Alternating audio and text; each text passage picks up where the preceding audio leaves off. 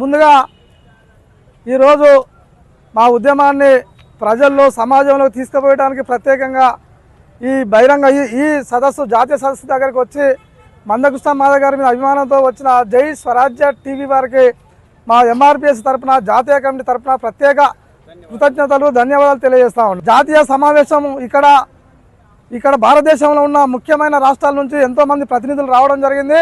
ఈ దేశంలోనే అనేక ఉద్యమాలు చూసిన చరిత్ర భారతదేశ పౌరులకు ఉన్నది.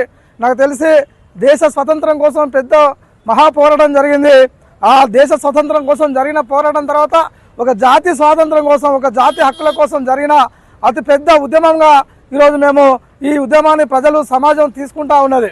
ఎప్పుడో ఒక రోజు అడవులలో ఉన్న అడవులలో ఉండి అణగారిన వర్గాల కోసం తన జీవితాన్ని త్యాగం చేసి ఉద్యమాలు తీసుకొచ్చిన అన్న ఈరోజు ఈ భారత ప్రభుత్వం నుండి అత్యున్నతమైన పురస్కారం తీసుకున్నాడంటే ఇది మా జాతికి వచ్చిన గౌరవంగా మేము భావిస్తూ ఉన్నాం.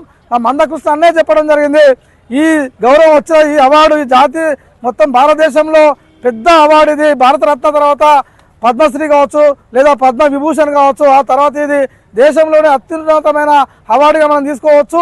ఈ అవార్డు నా ప్రజలు, నా జాతి బిడ్డలు, మాదిగల ఉద్యమంలో పనిచేసిన వాళ్ళందరూ ఎంతోమంది ప్రాణాలు త్యాగం చేసి కేసులు జైళ్ళల్లో పోయి వాళ్ళందరూ ఈ ఉద్యమం చేసి ఈరోజు ఉద్యమంలో వర్గీకరణ సాధించుకోవడం జరిగింది.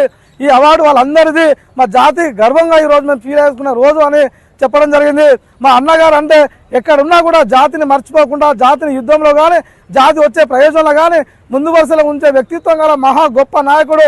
ఈ దేశంలోని అణగారిన వర్గాలలో ఒక పూలే తర్వాత, ఒక జ్యోతిరావు పూలే, ఒక అంబేద్కర్ తర్వాత, ఒక సాహు మహారాజ్ తర్వాత ఒక సెల్ఫ్ రెస్పెక్టెడ్ మూమెంట్ తీసిన తమిళనాడులో ఏ మూమెంట్ అయితే ఉద్యమం వచ్చిందో ఆ ఉద్యమ నాయకుని తర్వాత ఈరోజు మందకృష్ణ మాదిగానే మనం ఈ సందర్భంగా చెప్పుకోవచ్చు.